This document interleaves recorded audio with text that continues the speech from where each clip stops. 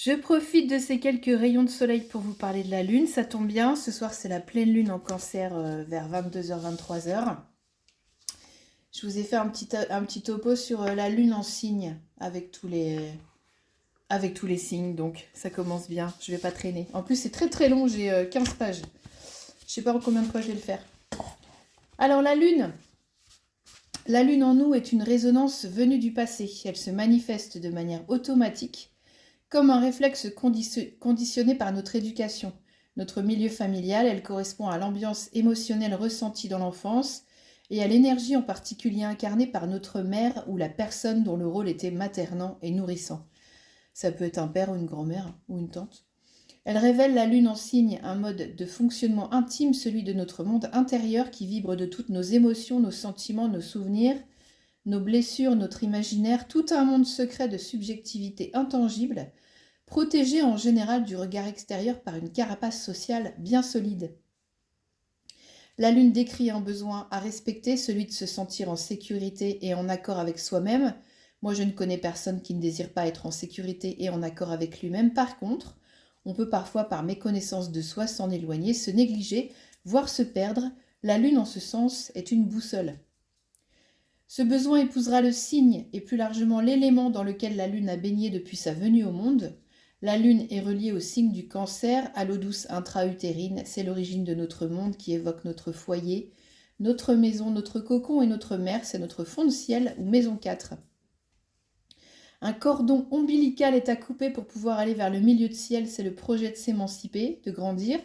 Contrairement à l'énergie de l'ascendant et du signe solaire qui agissent vers l'extérieur dans le monde des interactions sociales pour y prendre part et les transformer, notre énergie lunaire, elle, s'exprimera de manière tamisée, tournée vers l'intérieur, vers le passé, et s'exprimera avec nos proches.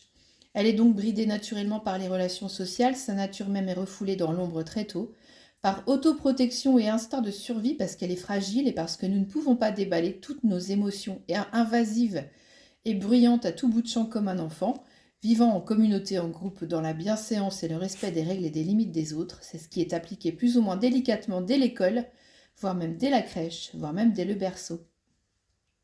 Les émotions restent problématiques associées au féminin et au yin, contrariant toujours le projet quotidien de simplification et d'action directe avec résultat efficient dans la matière, si possible, de notre monde matérialiste yang. Le monde de la Lune est ainsi peuplé de mystères, de flous, d'ombres et d'impressions, de rêves et de cauchemars, de monstres refoulés. Elle est diffuse, mouvante et subtile, c'est notre bagage symbolique et notre langage émotionnel personnalisé. Chacun a le sien, et personne n'a le même, avec lequel il faudra composer pour grandir et s'individuer seul vers le haut, le milieu de ciel, celui de la maturité qui représente notre vocation sociale, le métier public, sous la gouverne du Capricorne et de Saturne. La lune, c'est notre monde émotionnel, qu'on soit homme ou femme. C'est un jardin secret à cultiver, à surveiller, à nourrir, à débroussailler régulièrement, couper les branches mortes, tailler les haies, replanter des nouvelles plantes ou faire des boutures. Il est à protéger des intrusions néfastes sans en empêcher pour autant l'accès à la promenade des autres. Sans apport d'énergie étrangère extérieure qui font engrais, il meurt et se défraîchit. C'est un héritage familial, un terrain dont on hérite dans l'état où nos parents l'ont laissé, trop argileux, trop humide, trop sec ou carrément une jungle, ou un désert, chacun son terrain de départ, il faudra faire avec. On ne pourra pas y échapper, malheureusement. Nous ne vivons pas encore dans un monde qui honore les qualités intrinsèques de la Lune, son monde sensible, subtil et caché, encore jugé plutôt faible, irrationnel et fantaisiste. En revanche, la Lune a encore bon dos pour prodiguer les soins gratuits, les seins gratuits, les services empathiques, la douceur, la tendresse, le rêve, l'imagination, les films, les livres, l'art et la manière de tout arranger, tout ce linge frais et plié qui sent l'adoucissant Lénore, intitulé Envolée d'air pur, fraîcheur d'avril ou ambre et orchidée. C'est vrai, en plus, j'ai regardé. Tout ce qui est catalogué féminin, quoi, mais trêve de parfums chimiques, envolons-nous dès à présent pour le voyage descriptif et rafraîchissant ou pas de la lune en signe. Et on démarre par la lune en bélier. La lune en bélier, elle est mixte, elle est mi-feu, mi-eau. Elle devra faire avec des énergies fluctuantes aux polarités opposées, ce qui donnera un émotionnel impulsif, un monde intérieur intense, des réactions surprenantes et des réflexes très vifs, voire brutaux. La sensibilité dans la colère, la tristesse ou la joie sera comme un pétard qui peut s'allumer en un quart de seconde et s'éteindre tout aussi sec. Du coup, c'est un monde émotionnel qui a besoin d'intensité, de sensations fortes, de changements. Elle s'ennuie vite. Elle aime voir de nouveaux horizons et expérimenter différentes aventures, voire même extrêmes parfois. Elle a besoin de bouger, de se défouler, de faire du sport, de s'engager physiquement.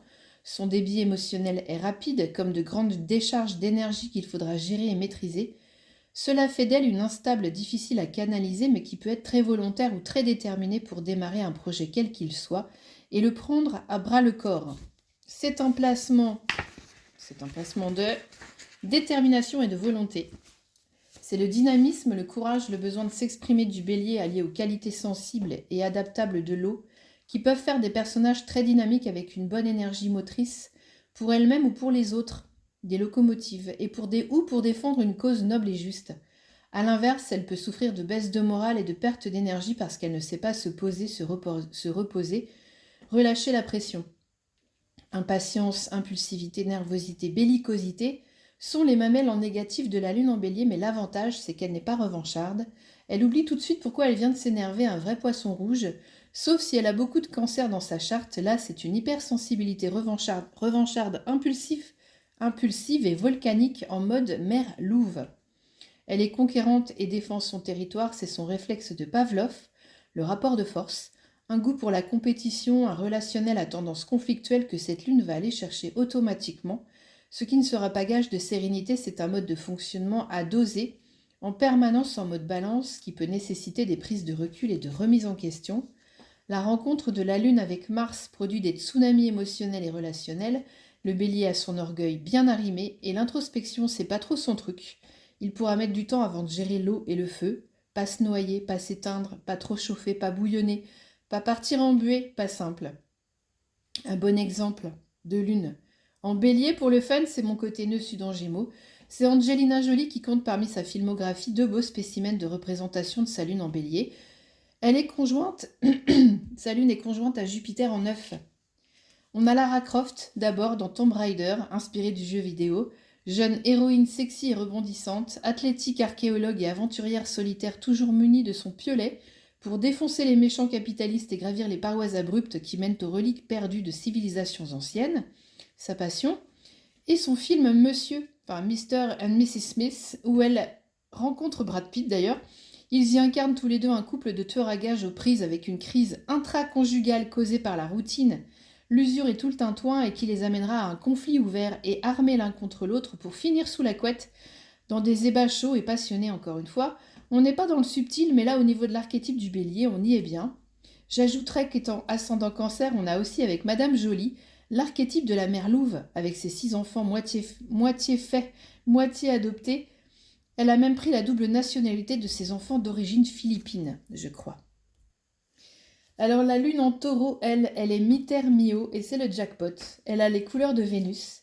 Elle est en position d'exaltation maternante. Elle possède toutes les qualités nécessaires de la bonne jardinière et de la merveilleuse nourrice, qui s'occupe bien de sa plante ou de son bébé, patiente, réaliste, attentionnée, délicate, structurée, persévérante. Elle a le goût du beau et du bon et de la kiffance. Tous les sens artistiques ou maternels sont en exaltation.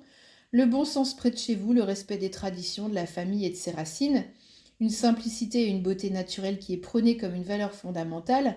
Une sensibilité à fleur de pied de vache. Bref, le signe du taureau est un bon terreau pour la lune et ses fluctuations déstabilisantes, puisqu'elle lui offre ce havre de stabilité et de solidité, de paix, ce qui donne à son propriétaire ou à sa propriétaire une assise confortable pour avancer dans la vie, ainsi qu'une certaine confiance de base.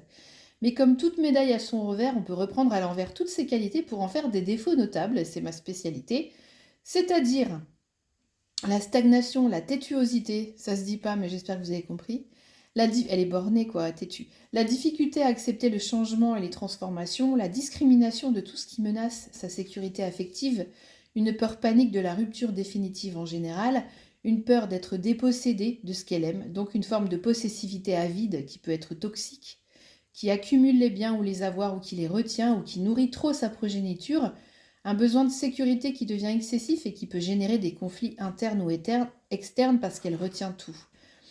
On ne laisse pas partir l'ancien pour accueillir le nouveau. On ne laisse pas mourir. Or, le principe de la vie, c'est la transformation pour opérer la renaissance. Et si on empêche les fins d'advenir, on cristallise, on reste coincé dans des vieux schémas qui empoisonnent. Et c'est la profondeur du scorpion qui l'horrifie, qui apportera cette nuance de noirceur à accepter pour ne pas s'emmêler trop les pinceaux.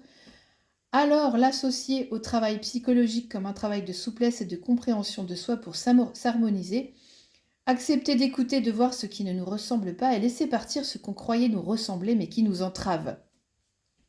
Sinon, on s'enferme soi-même, on enferme les autres dans un amour aveugle qui objectivise. Pour l'exemple suprême de la lune en taureau, j'ai choisi Mère Teresa, cette femme de religion catholique exilée à Calcutta qui a consacré toute sa vie à s'occuper des malades, des exclus, des mourants, des laissés pour compte de la société indienne en réussissant la prouesse d'ouvrir multiples dispensaires dans le pays, en accueillant des dons du monde entier de personnes très connues et très riches, mais parfois pas très recommandables. Elle avait quand même la particularité d'un peu trop valoriser l'état de pauvreté et de dépouillement des autres, surtout. Les dispensaires, malgré les dons, restaient pouilleux et délabrés quand elle se faisait soigner dans des cliniques privées en Californie. Son but premier restait de convertir les hindous au catholicisme et de combattre âprement l'avortement, même en cas de viol. Je vous laisse avec cette idéologie sacrificielle légèrement tendancieuse, mais je crois que le sacrifice est toujours très glissant en termes de morale et de charité. Sinon, pour une lune en taureau, il y avait aussi Emmanuel Macron, mais ça, ce sera pour une autre fois. La lune en gémeaux, elle est mi-air, mi-haut. C'est la légèreté et l'intellect multidirectionnel du gémeaux qui va accroître en même temps l'instabilité émotionnelle, mais réussir la performance de dissociation utile à l'intellect pour pouvoir appréhender les émotions de loin.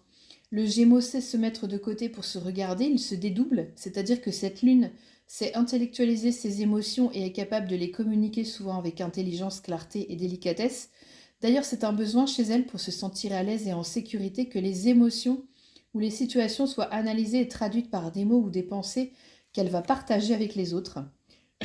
Ses besoins fondamentaux sont de socialiser, d'échanger, de transmettre, de communiquer, de changer de point de vue, d'apprendre du nouveau en permanence, de jouer, de comprendre les autres et d'être comprise avant tout.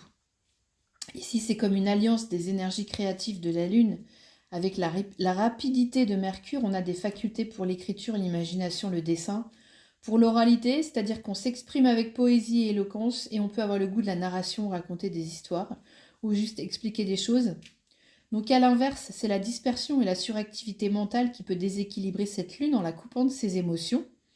C'est cette fameuse dissociation du corps et de l'esprit tellement utile à l'analyse qui devient problématique et crée des difficultés d'ancrage et d'identité. Comme le Gémeaux pense en double, voire en triple, voire en multiple, et très vite, il doute. Et c'est bien de douter, mais il peut devenir trop influençable et ne plus savoir qui il est ni à quel sein se vouer.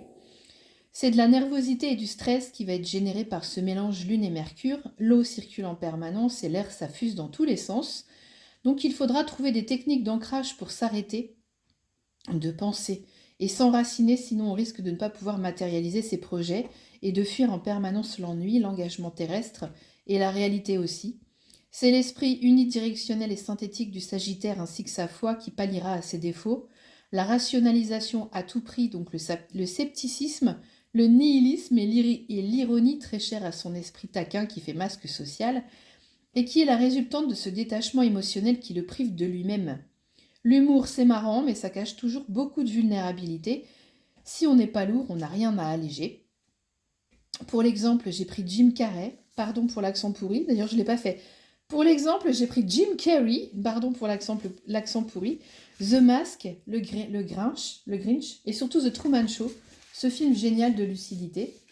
Cet acteur au visage et au corps en caoutchouc, tout droit sorti d'un dessin animé de Tex Avery, d'une vive intelligence, d'une nervosité palpable, d'une sensibilité à fleur de peau qui donne toute sa force à toute une palette de personnages ambigus et extravertis, à son métier et à chacun de ses passages sur scène ou à la télé qui se révèle être après de multiples burn-out ou de dépression, un adepte de la méditation transcendantale. Il fait même des conférences sur le sujet puisqu'il a eu recours à ce moyen pour soigner sa bipolarité. Évidemment que avoir sa lune en Gémeaux ne donne pas obligatoirement une anomalie psychique, mais on va dire que la méditation est particulièrement bénéfique à tous les signes d'air pour l'ancrage et à tout le monde en fait. Il y avait aussi la Vierge Marie qui avait sa lune en Gémeaux, mais ce sera pour une autre fois. La lune en Cancer, elle est 100% humide et aquatique. Elle est en domicile, pas de combat interne qui la tiraille ou qui la bouscule, en tout cas à l'intérieur de cette position. Elle a les qualités du signe et de la planète, ce côté maternel ultra présent qui favorise le soin et l'attention empathique à l'autre, qui lui confère des qualités de thérapeute ou de guérisseuse de l'âme. Les autres perçoivent instinctivement cette sensibilité et ce sens de l'écoute inné. Ils viendront naturellement vers elle, lui raconter leur misère pour être consolée, même si c'est dans une cour de récré et qu'elle a 5 ans et demi.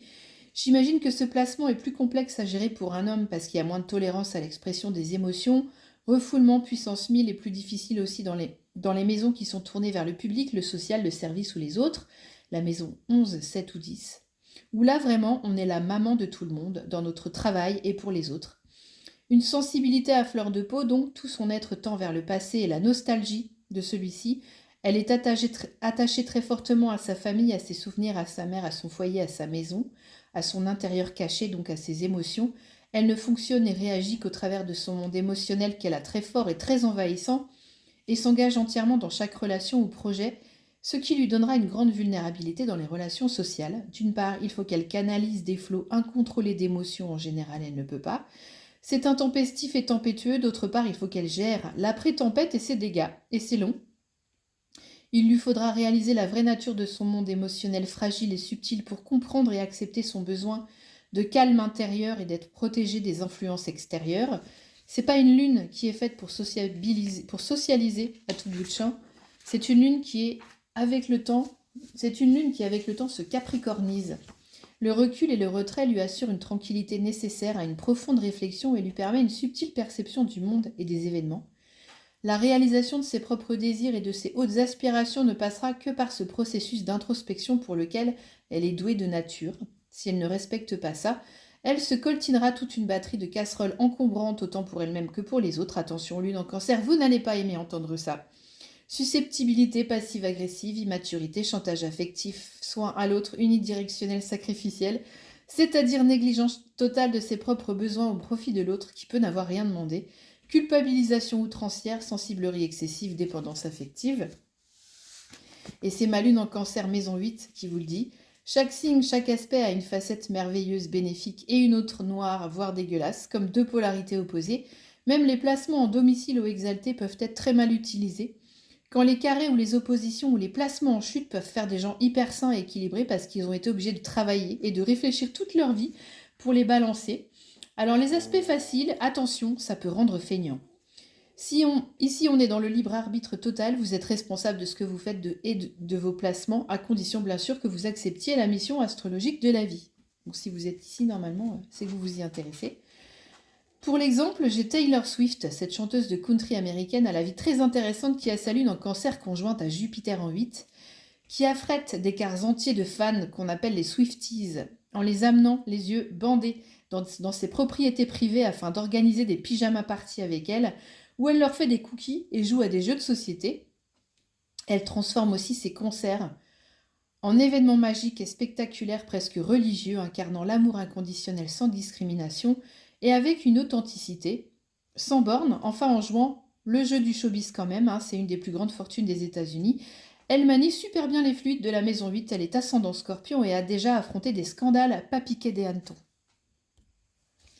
La lune en Lion, elle met de l'eau dans le feu et du feu dans l'eau. C'est une lune particulièrement sensible et complexe pour ça parce qu'elle est déjà d'une part très sensible au regard de l'autre et d'autre part elle a à cœur de plaire, de briller, d'être agréable, de réussir tout en se donnant avec beaucoup de générosité, alors qu'on parle bien là du monde lunaire intérieur qui est naturellement mis plutôt dans l'ombre du quotidien. C'est déjà une position inconfortable parce qu'il faudra faire un choix et hésiter entre l'impulsion de se montrer entièrement trépalaire ou bien se fondre dans la masse et se taire. Et les deux seront frustrants. Se montrer sur scène ou ailleurs est déjà un acte de courage et si le public n'est pas réceptif à son charme, cela peut causer beaucoup de déception, de tristesse, voire de renoncement parce que c'est son être profond et véritable que le lion donne en général. Il ne fait pas les choses à moitié. C'est une lune qui a besoin d'une affection pure et attentive, très respectueuse de sa nature enfantine, spontanée et de sa fantaisie. Elle-même va soutenir les autres avec assiduité et loyauté. Elle aura aussi besoin d'être soutenue et accompagnée dans ses projets et ses aspirations qui seront parfois très idéalistes et très ambitieux. Elle va pouvoir parfois susciter beaucoup de jalousie sans le savoir grâce ou à cause de son charisme inné, de son magnétisme et de sa beauté, carrément. La lune, c'est aussi la foule et le public, et le soleil, c'est la reconnaissance, voire la célébrité. On peut retrouver beaucoup de comédiens dans ce placement, dans cette position plutôt. Ce n'est pas rare que ces lunes soient dans une quête très forte d'identité parce qu'il y a un flou généré par le mélange lune et soleil, comme une inversion de la place et des genres traditionnels, une confusion créée comme par la condensation des éléments eau et feu qui fait brume, dense et empêche de se voir. Il est intéressant d'aller voir dans ce placement dans quel signe se trouve le soleil pour la guider sur la bonne voie, pour l'aider à comprendre ce qu'elle ne voit pas, parce qu'ici on a la conscience du soleil dans l'inconscient de la lune, on est ébloui par quelque chose, soit on aime trop cette clarté, cette évidence et on a du mal à accepter notre part sombre, soit elle nous dérange parce qu'on a du mal à... soit elle nous dérange parce qu'on nous l'impose, ce soleil, et on a envie de s'en différencier. Quoi qu'il en soit, il y a cette fameuse face cachée de la lune qui nous apportera davantage d'informations sur nous-mêmes. Il faut creuser. Le Verseau en face lui tranche pour l'économie de moyens, pour être lui-même tout court sans contrefaçon. Il sort de ses ornières égotiques et profite de son passage sur Terre pour faire avancer les choses. Au lion de le suivre. Pour cette position, j'ai retenu Anne Frank pour sa postérité lumineuse et l'aura de son courage et de son authenticité, sa volonté de vivre et de s'exprimer, plus forte que la noirceur et l'oppression extérieure qui incarne bien la force vivace et naturelle de l'archétype du lion. Souvent transformé en mégalo-narcissique, il a cette chance naturelle de croire en lui, ce qui ne lui épargne pas les difficultés, au contraire, et on a tous un peu de lion en nous, à nous de l'identifier. La lune en vierge. Elle est eau et terre, donc comme celle du taureau, il y a une forme d'évidence dans l'efficacité de production, on ne fait rien pour rien, on sait pourquoi on actionne et on réfléchit, dans la clarté d'esprit si possible et dans l'organisation en général. La santé émotionnelle sera prise en compte et prise en charge avec sens des responsabilités, parce que le chaos que la sensibilité émotionnelle génère va apporter beaucoup de tracas et de nervosité au signe de la Vierge. Malgré l'entente élémentaire des deux énergies, eau pour la Lune et terre pour la Vierge, ouais, c'est ça, l'ère de Mercure, qui dirige le signe de la Vierge, viendra mettre son grain de sable en ce qui concerne l'harmonie de l'ensemble et rendra plus complexe l'émotionnel en Vierge. Parce que c'est un signe de travail, de labeur, de sérieux, d'intellectualisation et de service. Donc toute cette énergie qu'elle mettra pour se comprendre, se contenir, maîtriser tous les paramètres, seront vains parce que les émotions comme les événements de la vie seront imprévisibles, comme les rêves, les lapsus ou même les erreurs, et cela va forcément déstabiliser la rationalité, le désir de contrôle et d'ordre de la Vierge qui, elle, voudrait parer à toutes les éventualités. C'est une lune angoissée qui préférait tout savoir à l'avance. L'inconnu, le flou ou les irrégularités lui sont définitivement pénibles. Il lui faudra s'assouplir, sinon elle se menace elle-même de rigidité, de déni, d'hypercontrôle ou d'aigreur parce qu'elle ne voudra rien avoir à faire avec l'inconnu et le lâcher-prise. Prendre en charge son bagage émotionnel avec ouverture et douceur la transformera en enquêtrice de choc pour remédier et améliorer tout état de santé défaillant avec discernement et perspicacité, à condition qu'elle fasse preuve de tolérance et de souplesse.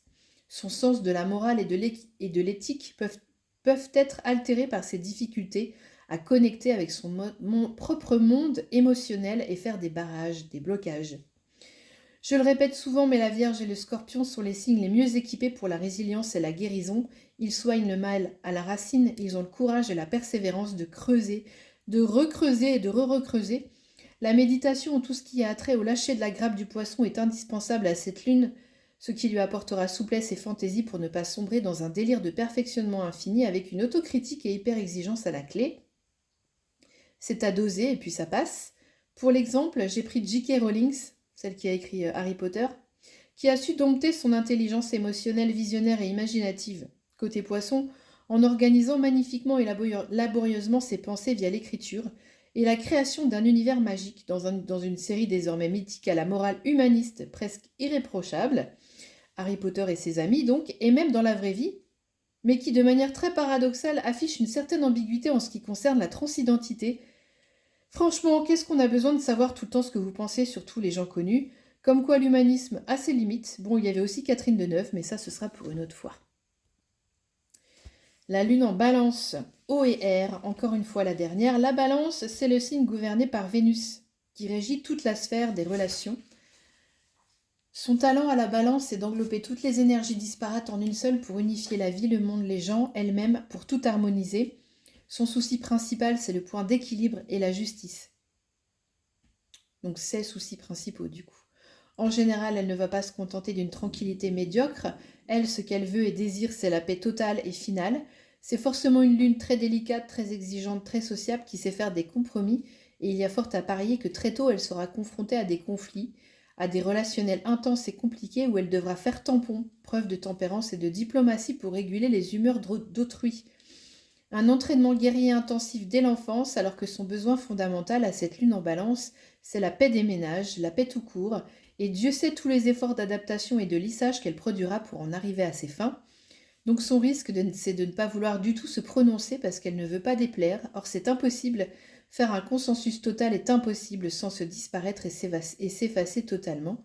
Ce qui posera un problème d'identité carrément, parce que c'est au travers de la relation et de la communication que l'on se découvre une identité avec des contours à respecter. S'affirmer, c'est poser des limites pour conserver son intégrité. En réalité, un conflit est l'opportunité de s'identifier auprès de l'autre et d'imposer des limites saines sans le contraindre, lui, à être pareil que nous. La balance croit pouvoir s'arranger de tout sans couper les liens. Parfois c'est jouable et parfois non. En réalité, c'est tout l'art subtil de la diplomatie que cette lune devra apprendre sans se trahir elle-même. Équilibrer les échanges, trouver le juste milieu, c'est le bélier en face d'elle qui possède les clés de la régularité de son identité, dans la colère, l'affirmation de soi, l'expression spontanée et naturelle dans lequel il faudra puiser pour contrebalancer sa tempérance excessive qui peut friser l'abandon de soi et fabriquer du mal-être ou du non-être.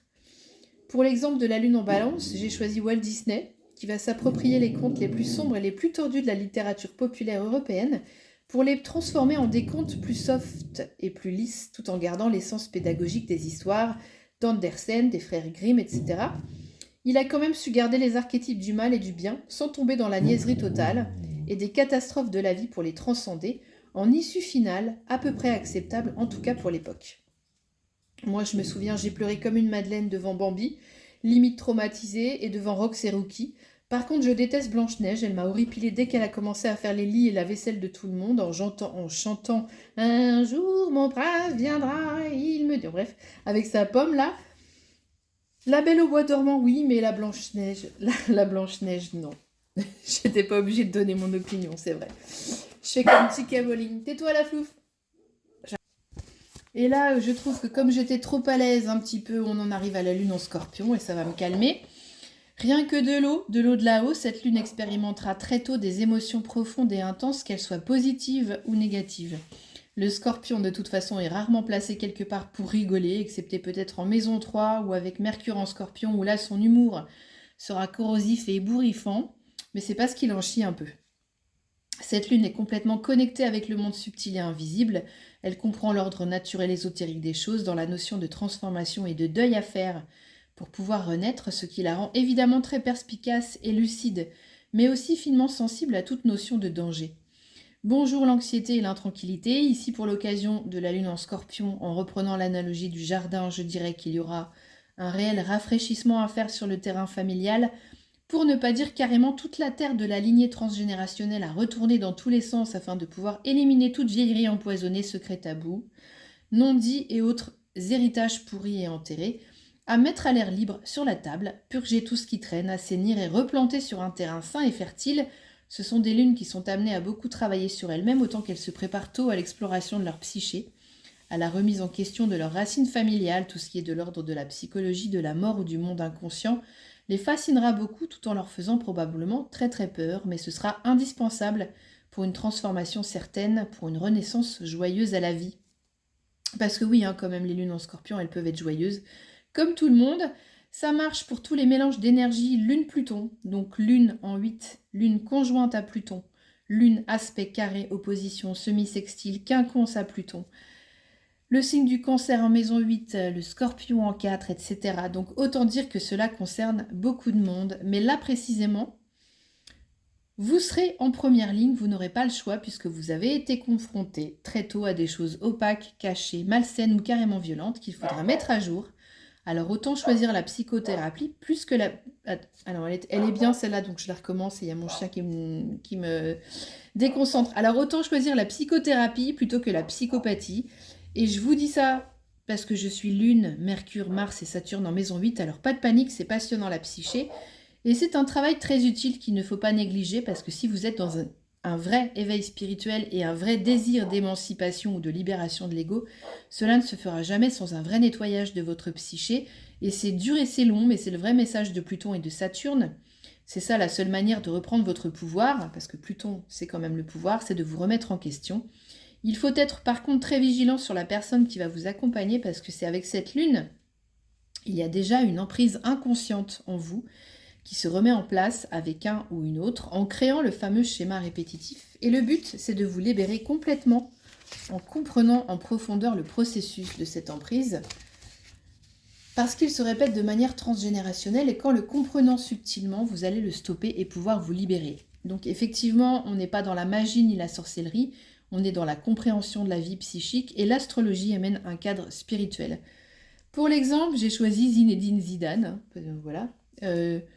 Lune en Scorpion, pas loin de son descendant, qui dans un excès justifié de susceptibilité, sûrement en raison de la violence d'un propos insultant sa mère, qui n'avait rien à faire sur le terrain de foot, venant d'un interlocuteur malveillant et mal intentionné certes, qui savait pointer son dard à l'endroit le plus sensible de Zidane, sa mère, un Scorpion, lui aussi peut-être. Alors j'espère que vous me comprenez, parce que parfois mes phrases elles sont trop longues, même moi je me perds. Donc Zinedine Zidane, qui s'est dit, tiens, si je lui mettais un énorme coup de boule alors que la victoire et l'allégresse allaient pointer le bout de leur nez, histoire de bien gâcher mon plaisir et celui des autres, voire même me laisser un goût d'amertume à vie sur un truc qui aurait dû être monumentalement gratifiant. Donc c'était la Coupe du Monde de je sais pas quand. Pardon, mais moi je m'en fous du foot. Juste pour dire que si tu règles pas tes problèmes, les autres te le rappellent à coups de pelle. Bon, il y avait Björk et Bob Marley aussi, mais ce sera pour une autre fois. La lune en Sagittaire nous ramène du feu dans l'eau, mais avec un aspect compatible à Jupiter qui gouverne aussi le poisson. Ce qui va apporter à cette lune une dimension plus spirituelle, voire mystique. En tout cas, l'intuition est exacerbée et le sujet de l'inspiration aussi, qu'il soit dans l'idéalisme, le rêve, le désir d'expansion, le désir de voyage et de création. Le besoin de nouveauté et d'être confronté à des sujets vastes et inconnus seront prépondérants dans la vie de cette lune. Et je vais ouvrir à mon chien. Elle a besoin de place et d'espace, de ne pas se sentir bridée ni enfermée, c'est sa hantise d'ailleurs. On peut trouver pas mal d'artistes, de peintres, musiciens, philosophes, écrivains et cinéastes qui ont des aspects marquants comme ça. Entre la Lune et Jupiter, ça donne des capacités d'aller loin dans la rêverie, dans la projection de ses pensées et dans l'impulsion de la réalisation du projet puisqu'ils y croient à fond même si ça paraît impossible. C'est la foi du Sagittaire. Il a ce besoin d'expansion permanente, de gagner du temps, de la place, de l'argent. Il ou elle a en lui cette notion de progresser tout le temps, ce qui va créer immanquablement de la frustration, de la colère ou de la tristesse, le sentiment d'être empêché, d'être restreint par des responsabilités ou des obstacles, puisque le monde de la matière n'est conçu que de limites et de fins. L'autre, en général, est une limite à ses aspirations divines. L'enfer, c'est l'autre, d'ailleurs, dit Jean-Paul Sartre, qui était ascendant Sagittaire. C'est un désir d'absolu qui reste assez fatigant pour un être humain et c'est le Gémeaux qui va le ramener à plus de rationalité, va faire diversion et lui faire accepter de lâcher la grappe à cette lune qu'il veut à tout prix décrocher et garder pour lui-même. C'est une lune qui amène son possesseur, je ne sais pas si ça se dit possesseur, à voyager physiquement, à visiter, voire même adopter d'autres nationalités, changer de pays et donc à se sentir en perpétuel exil.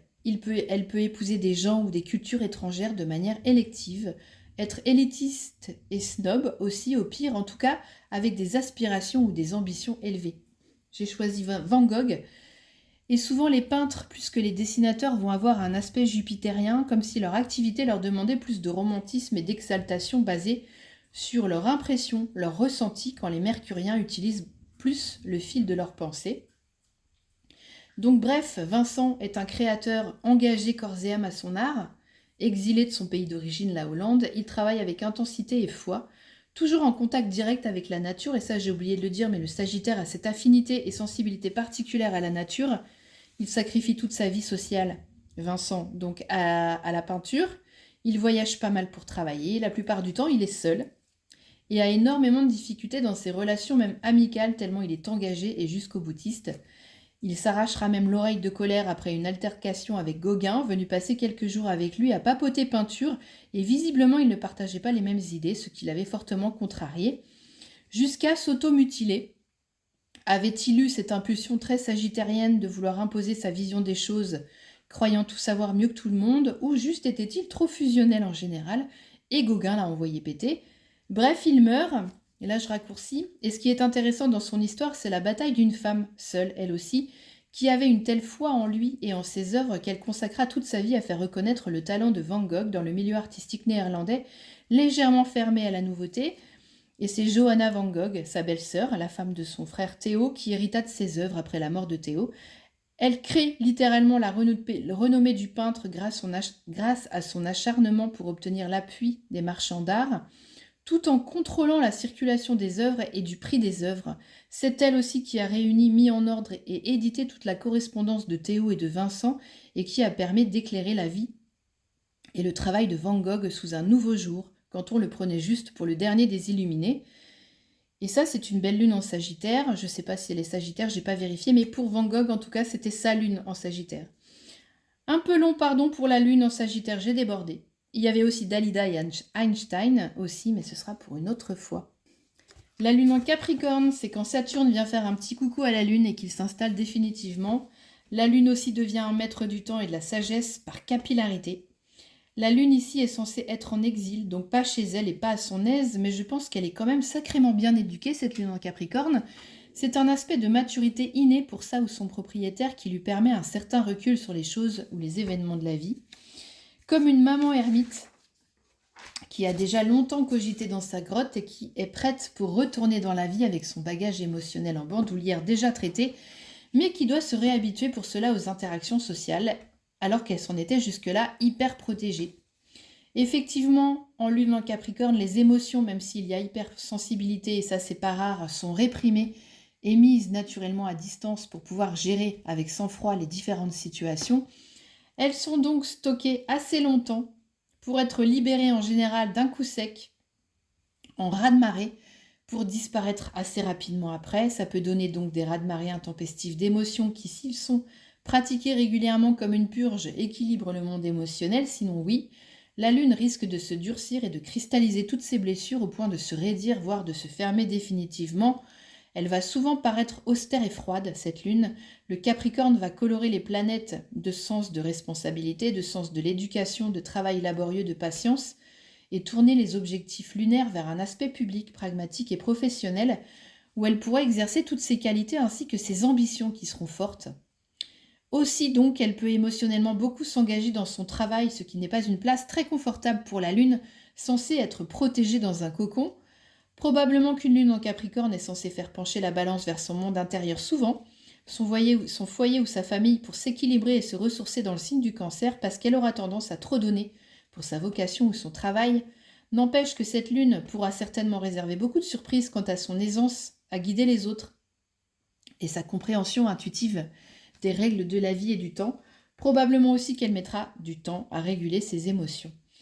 Pour l'exemple de la lune en Capricorne, j'ai pris Tim Burton, qui surtout va colorer ses films d'une esthétique étrange, très saturnienne, du gris, du sombre, du marron, du drame, des leçons de vie rude, l'hiver, la mélancolie, la famille, les ancêtres, les fantômes, mais aussi beaucoup de tendresse et de juvénilité qui rappellent le Cancer, et son monde un peu merveilleux à la Peter Pan qui ne veut jamais grandir. Enfin moi en tout cas j'adore Tim Burton.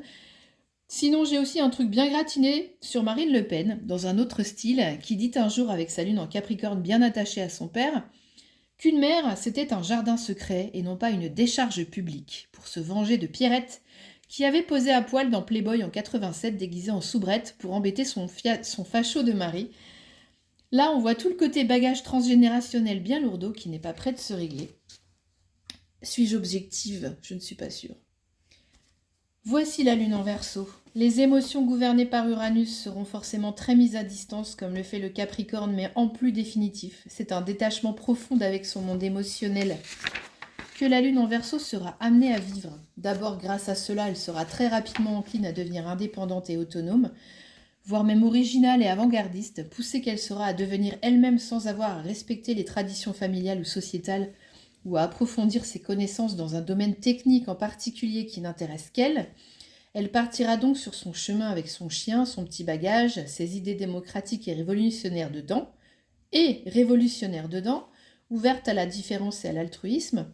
Le bas qui blesse, évidemment, c'est que les relations affectives ou sociales vont pâtir d'une communication un peu froide et dépourvue d'émotions, ce qui risque de mal nourrir les liens qui ont besoin d'être huilés régulièrement par des phrases ou des mots doux ou juste des explications. La lune en Verseau n'est pas très douée pour les louanges ou les compliments, que ce soit pour elle-même ou pour les autres. Elle a même définitivement beaucoup de difficultés à verbaliser ses émotions puisqu'elle ne les comprend pas elle-même.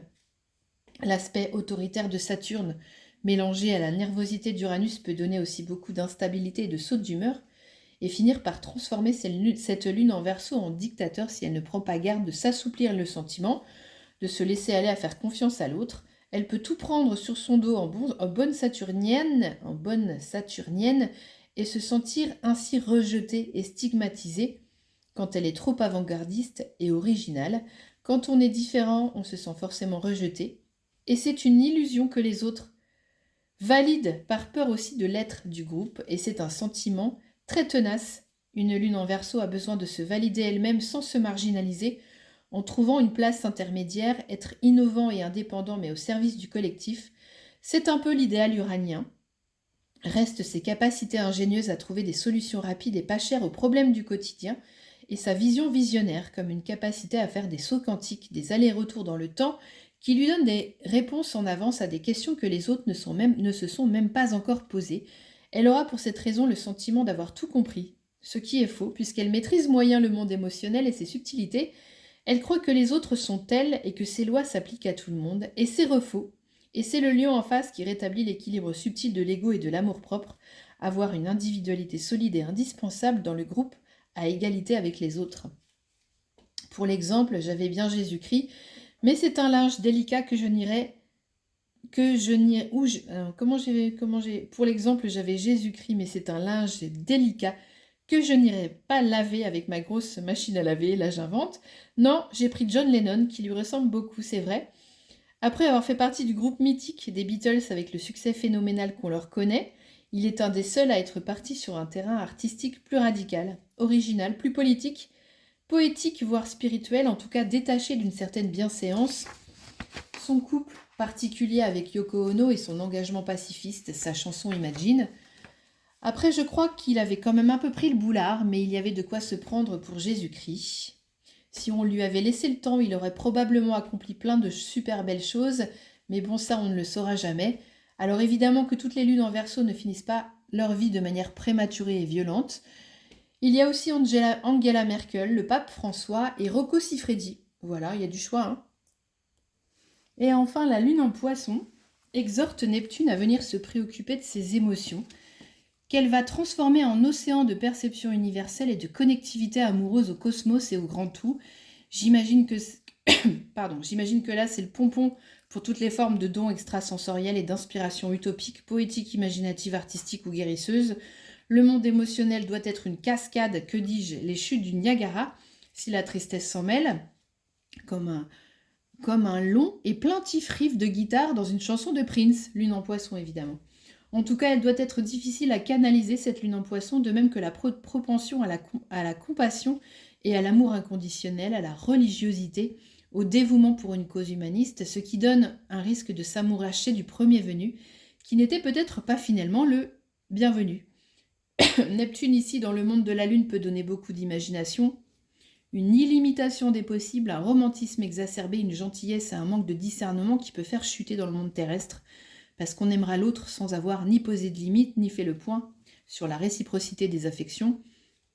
La Lune avec Neptune n'a pas de limite en ce qui concerne la compréhension des symboles, des rêves et de l'inconscient, mais sur Terre, il y en a des limites. Donc ici, c'est le signe de la Vierge qui lui apportera suffisamment de jugeote et d'esprit d'analyse pour venir choisir et discriminer, même si le mot n'est pas beau, les gens ou les situations qui lui portent préjudice et l'empêchent de s'individuer et de s'émanciper, puis de couper les liens énergétiques qui l'emprisonnent.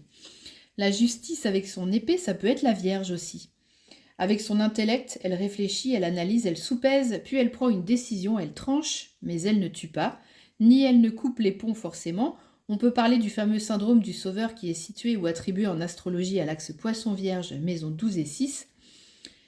Et la lune en poisson peut être le parfait exemple de la personne. Je recommence. La lune en poisson, lune, carré, opposition, quinconce, etc. avec Neptune. Peut être la personne à qui on n'a pas appris à se positionner, à se choisir, à se personnaliser parce qu'on lui demandait un amour inconditionnel non jugeant afin de fusionner avec elle pour combler un manque affectif inconscient, mais que l'on a empêché de partir, de se séparer et de devenir le sujet de sa propre histoire. C'est typiquement le problème de la fusion, qui est toujours confondu avec l'amour tout court. S'aimer, c'est respecter l'autre et accepter de le voir évoluer en même temps que soi sur son propre chemin. C'est vouloir son bonheur, ce n'est pas ni le contrôler ni le posséder. Fusionner et ne faire qu'un, c'est étouffer des parties de nous-mêmes, c'est grignoter l'autre pour le retenir. Une histoire d'amour démarre avec cette illusion de se fondre dans l'autre, mais elle ne peut pas perdurer comme ça toute la vie. Vouloir revivre sans fin cet aspect fusionnel, c'est ne jamais transformer l'essai en amour véritable et profond, qui est, oui, moins passionnel et moins réaliste, mais plus réaliste. Apprendre à laisser partir l'autre tous les jours pour qu'il revienne en étant lui-même et seulement quand il en a envie. Voilà, bon ça c'est ma vision de la lune en poisson. Pour l'exemple, j'ai Coluche, lune en poisson en maison 11. Quoi de mieux que les restos du cœur pour illustrer cette position? J'ai aussi Tolkien, qui a écrit Le Seigneur des Anneaux, qui a consacré toute sa vie à créer ou retranscrire tout un univers imaginaire peuplé de trolls monstrueux et de nains à grands pieds, jusqu'à fabriquer les cartes géographiques des lieux qui n'existent pas, ou inventer totalement les langues parlées dans ces lieux qui n'existent pas par des protagonistes souvent très poilus et qui ne s'en sortent pas toujours à la fin. Et là, on est loin de la lune en balance de Walt Disney. Et voilà, j'en ai fini avec cette lune. J'ai eu assez de place. Voilà. Je vous souhaite une bonne fin de journée. Je vous dis à bientôt. C'était Claire d'Astro Cheveux.